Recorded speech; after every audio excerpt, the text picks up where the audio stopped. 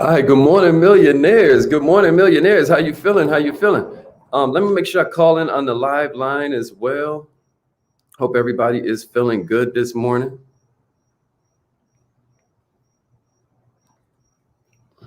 Rep your city. Let them know You where have we something from. special. You have greatness in you. Hello, this is Les Brown, and you. Please enter your. Thank you. Please announce yourself. Good morning, millionaires.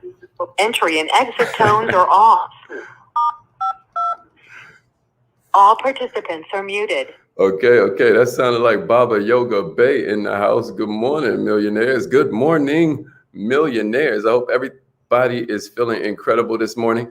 Since we're in the middle of this 90-day challenge, lots of people have come up to me like, man, I would love to participate, but I just don't have the time. I'm just not sure how I would find all the time and the wherewithal to be able to pull this off, right? And it's understandable. But what I want to do this morning is I want to give you a bunch of ways that you can change that. So do me a favor while we're getting our bearings together and share this with some kind of entrepreneur that could use it. Let them know that we're in the house. What I'm doing at the same time is making sure that we are plugged in and all these different groups that kind of love on us and what have you. Let me make sure we in the building. This is for entrepreneurs, and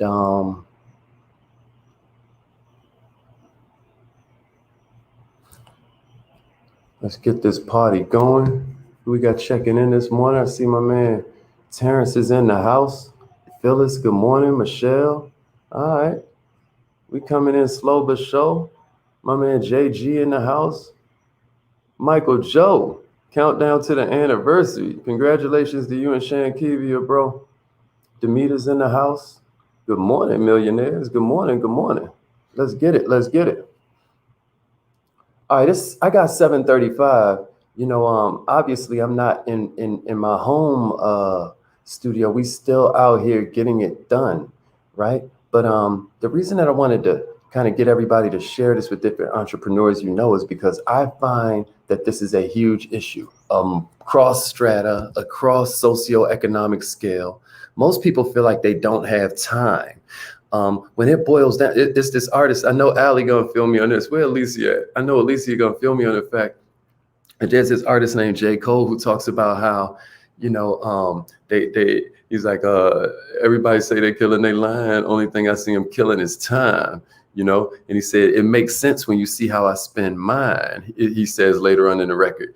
And I think that it's wild that we treasure time the most, but use it the worst, right? Like how many of us spend time? How many of us spend time and how many of us realize that we should be investing time? Mama Shay in the house. I started late, y'all, because Mama Shay was giving me my morning pep talk. Appreciate that, Mama Shay. So I'm gonna run through these 8 ways that successful people kind of keep their time their own. They take that sovereign ability to control their time. I'm gonna share this with you. If I say something that you feel like another entrepreneur could use, then don't be shy. You know what I mean? The universe gives to the givers, just like it takes from the takers.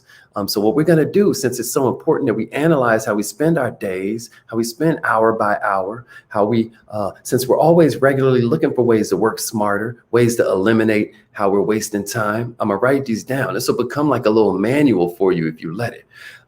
So if you're ready for the first one, give me a number 1 in the share. All right, then, Ali. All right, Ali. Let's get it. All right, so here's the first one, y'all, and this is a biggie in this day and age, especially since some of you are watching me on social media right now. But productive people don't get sucked into social media. How many of you have sat down, in the bathroom? I'm gonna keep it politically correct, but we sit down in the bathroom, and next thing you know, your legs are going numb because all you're doing is scrolling, right?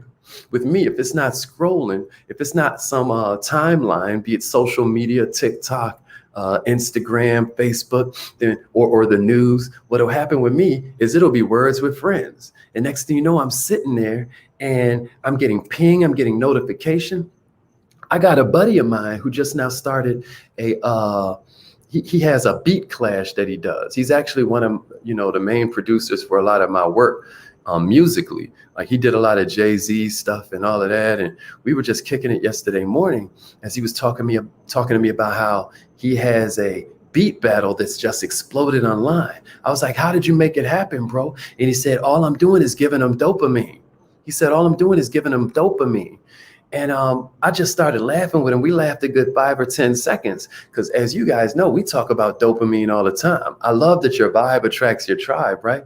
So I said, how are you giving them dopamine, bro? He was like, it's amazing. He was like, they love getting shouted out on my page. And then all of these producers like them. Different people are like, oh, man, you changed my life because I got attention from this artist. I got attention from that artist. And he's like, they can do it on their own, but they like the likes and stuff that they get from my page.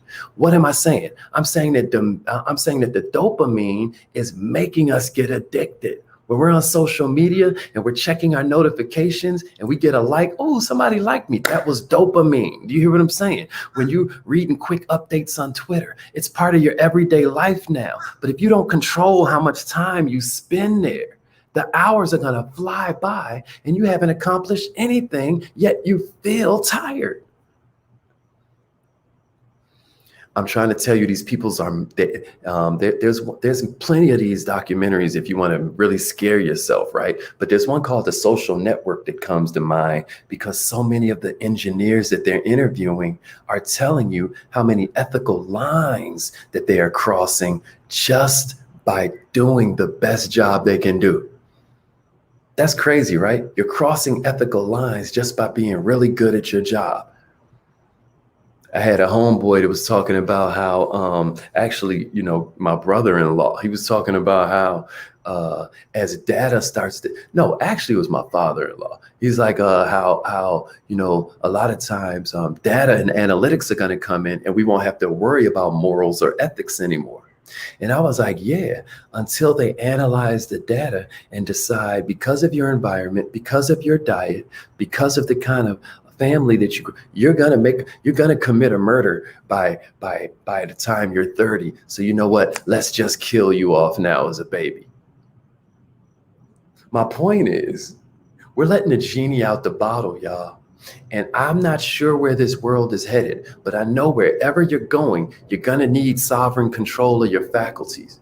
You're gonna be able to have to stay focused. You're gonna have to be able to withstand distraction.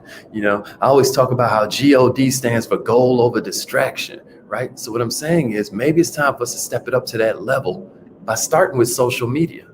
I dare you start paying attention to that time frame that they give you when you're looking at your social media and they say, hey, your screen time was up, your screen time was down. Anybody see that? Anybody pay attention to that? Because I promise you, even if you start with something like meditation, where you have to cut your phone off for 60 seconds, you have to cut your phone off for 2 minutes in a row. Next thing you know, you can go to 3 minutes, you can go to 4 minutes. But I'm just asking you this morning to prioritize putting social media aside. Maybe you get in, you do your post, you check in with a few of your follow-ups, and then you get out of there. Maybe you schedule it for this time to this time on your time schedule. That's why if you're doing a 90-day challenge, we give you these different time slots to measure with, right? So what I'm saying is you can either use those time slots as a tracker, or you can use those time slots as an audit. So what am I saying? I'm saying you can fill in those time slots as you go through your times. You can say, what did I do from 7 to 7:30? All I did was Instagram. What? I haven't even made a post yet. Oh my God. Or you can be like, man, this is what I'm going to do from 7 to 7:30. So it can be a tracker or it can be a scheduler, but stop wasting time. If you're ready for number 2, give me a number 2 and a share. Am I making sense to somebody? Some of you have our 90-day planners. There's a whole time audit in there that tells you what you're doing from 12 to 12:30, from 12:30 to 1, from 1 to 1:30. It can be amazing if you let it. Here's the second one for you. Right? Here's the second one for you. Listen, y'all, the most successful in the world don't go through the day without a plan. They don't go through the day without a plan. I want you to think about this, right? But have you ever heard the saying that, like, if I had an hour to chop down a tree, I'd spend 50 minutes sharpening my axe? Or maybe you're familiar with the term that the will to win is really the will to prepare. We're millionaires. You never let a day go by without agenda. And a reason why you do that is because this society is running on a routine. There is a habit force that's in place. You're playing in a cycle. And so whether you stand still or not, the world is going to keep on moving. Opportunities are going to keep on blossoming into fruition and then shriveling up on the vine. You're going to have different resources. Relationships are going to ebb and flow. You're going to have different opportunities that come and go. My point is, if you're going to have a constant in your life, it's going to be the fact that you have the ability to plan. And don't get me wrong. They always say men plan and God laughs. This morning, picking up my daughter from the airport, it was supposed to go at a certain time, but everything gets thrown off, right? What can you do to be adaptable? What can you do to be flexible? Sometimes it takes risk taking, even throwing yourself out there, asking for help. Sometimes you have to take a risk to, my mentor always says, you ask for help, not because you're weak, but because you want to remain strong. Here's what I know. One of the things that can help you, one of the ways that you can ask yourself for help is when you are laser focused and you're planning on things that you want to achieve on a particular day. I believe in writing stuff down, y'all. But here's the thing. You can write down everything. The secret is your priorities. The secret is your priorities. So what we teach is that, what we got from Charles Schwab. This is famous story from this efficiency expert that came to visit Charles Schwab. And what Charles Schwab taught was that, or what Ivy Lee taught Charles Schwab and his people. And I tell this whole story inside the 90-day planner. We call it the $50,000 secret because Ivy Lee told Charles Schwab, hey, check it out. I'm going to teach your team the secret. Don't pay me anything now, but after they use it, come back and pay me what you think it's worth. Share this with somebody that could use a $50,000 secret from 1913. If it was worth $50,000 in 1913, what is this secret worth to you? Here was the simple secret. He said, every night before you go to sleep, write down the 5 most important things that you need to accomplish the next day. Just the 5 most important. If it can't make that list of 5, leave it out. Look at the list and then prioritize them. What's the most important? Ooh, if I just get this thing done, tomorrow's a win. What's the second most important? The third, all the top 5, right? And then what do? The next thing you do is you say to yourself, if I didn't finish all 5 of these, they go to the next day's list, right? So if I only get 1 through 3 done, I take 4 and 5 and I move it to tomorrow's list. And if it was really important, then that should be 1 or 2 by now. But days happen, things happen, life happens. So maybe it's still on the list, but now it's 3 or 4 instead of 4 and 5. But the point is, now I'm being productive because I've written down my top priorities and then I put them in order according to my values. Another thing that happens when you write it down is you start to chunk down something that seems unmanageable into what's just the next best step. You cannot lose by writing your stuff down in advance and giving your mind a chance to contemplate and begin to problem solve before you start doing it with your body. What if you let your mind do it first? Does that make sense? If you're ready for number 3, give me a number 3 and a share, y'all. Is this making sense to somebody? We there? I might not be able to get through all 8 today. We gonna get through a couple of them. That's right, Allie. That's what Brian Tracy famously has a book called Eat the Frog, and that's what it's about. Good, Demita. Phyllis in the house. That's what I'm talking about. Okay, Nikki, we was just asking about you, Nikki. Where you at, Miss Cofield? Okay, good. All right. Here's number 3.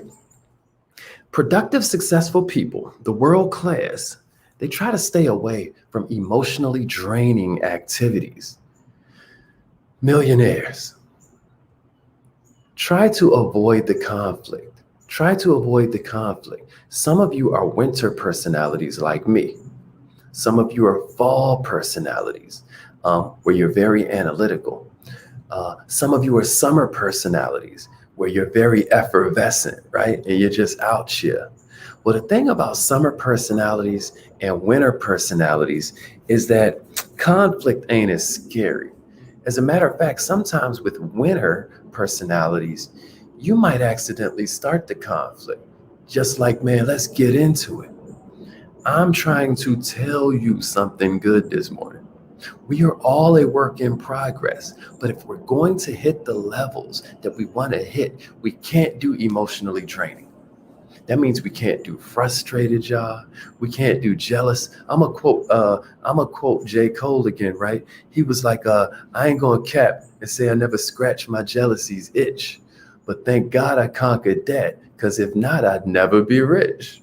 Right? We don't do emotionally draining. We have to focus on the things that positively fuel our lives. Some of us scroll through Instagram and we want to throw our phone because in our mind, we're creating a composite of everybody's best life. We're combining this one that got this doctorate with this one that just bought a new car, with this one that just got married, with this one that just had a baby, with this one that just got a promotion. And all of a sudden it becomes this one image. It's not like 80 different lives. It's this one image that's now draining the hell out of us because we're like, my life sucks. Meanwhile, everybody's putting up all their best stuff and almost nothing else. Do you hear me? So before you start committing to stuff that makes you feel drained, make sure it's going to positively add to your life. If you're going to look at their results, do yourself a favor and look at their process. Right? Because whether you believe it's real or you believe it's not, it's causing your body the same chemicals. It's making you feel the same exact way, whether it's real or whether it's not. So make sure that it's not draining you, right? Make sure you don't feel obligated to give an answer right at the time you're being asked to do something. Think before you say yes. Think before you say no. Make sure that it's okay to say no to this request for a moment. You know, we're eventually going to do a training on how to say no a lot easier, right? Tell them, Allie, whenever y'all see Mrs. Goins, that means North Carolina is in the house. So that means y'all got to forgive us for loving J. Cole. I did a lot of my songwriting in North Carolina with my guy that I was just talking about earlier, the producer I was just referring to, my man Ski. So I know all about North Cac, man. That's exactly right, Demeter. That's exactly right. So here's number 4. Here's number 4 I got for you. Productive, successful people don't worry about stuff they can't control. Man, I was reading this thing on the laws of karma, right? But that's number 4. Stop worrying about stuff you can't control. You cannot control it. Don't worry about it. I was reading this book about the laws of karma, and it was breaking down how the law of ego means that you have to accept something before you can change it. The law of ego means you have to accept something before you can change it. Is that deep? Can somebody give me that in the comments? The law of ego says you have to accept things before you can change it. In other words, our ego will make us things, we got to change things before we can accept it. Our ego, don't miss this, y'all. Don't miss this. Like God just gave me this. I've never written this down, but it just hit me. What ego tells us is that we have to change it before we can accept it. But what the law of ego tells us is that we have to accept it before we can change it. Right? We don't worry about things we can't control. The successful realize that worrying gets you nowhere, and it gets you really nowhere fast, especially if you can't do nothing about it. Stress is worrying about that which we can't control. That's what we call distress. You also have eustress, right? Eustress is a whole other level. Man, you better talk about it. You better talk about it. The law of ego says you have to accept things before you can change it. That's exactly right. That's exactly right. And what we realize is that ego's making us think we got to change it before we can accept it. Nope. God gave us the power to adapt and be flexible and be like water. Isn't that interesting? So turn your thoughts then to action-based activity. Focus on things you can get done, and then we're going to get it done and keep on moving. Okay. Yeah. Okay, so here's number 5. You know what? We're going to stop right here. I'm going to give you 4 more tomorrow. We're going to stop right here, y'all. It's affirmation time. We ain't got time to get through all of these, so we might as well not play around. And we need to pay attention to our time. We can't be on here until 10 a.m. because we got stuff to do. And I'm sure we already caught one thing we can apply. Let me see it in the comments before we get out of here. Which one of these 4 are you going to work on the most? Can I see that in the comments before we go? Which one of the 4 are we going to work on the most? Which one of the 4? Are we going to work on number 1, putting social media to the side a little bit, getting in and getting out, like a robbery, right? Number 2, are we going to focus more on not doing a day without a plan? Like, say it so we can hold you accountable. Put it in the comments so your accountability partner can see it. And then ask your accountability partner to put it in the comments. What we working on? How are we going to change our lives because we invested this time this morning, right? It took sacrifice for us to be here. So let's get the most out of it, y'all. It would be a shame if we going through all of this and we ain't even learned nothing we could use, right? Here's number 3. We don't do emotionally draining. Which one we gonna work on, y'all? And then number 4 was we don't worry about stuff we can't control. All right, it's affirmation. All right now. All right. Okay. Okay, I see him coming in. I love it. I knew he was gonna say that, Ali. All right. Yeah, I love that. I love that. Jennifer said number 4. Okay. All right. Jerry said number 4. Okay. I love that. I love that. Isn't that interesting? Jerry and Ali both put the same one. You know, that's going to lead us. That leads us to that whole idea. Okay, now that leads us to that idea about environment, right? I love that, you know, a couple can hold themselves accountable. That's love. That's love. That's beautiful. All right, y'all. So it's time for us to call in. Repeat after me. I know you probably never did affirmations before. It's okay. It's the first time for everything, baby. So let's just try it. You know, they say insanity is doing the same thing, expecting a different result. So I know if we do something different, we're scheduling a different result. If we plant a seed, we're scheduling a harvest. We got this, baby. All right.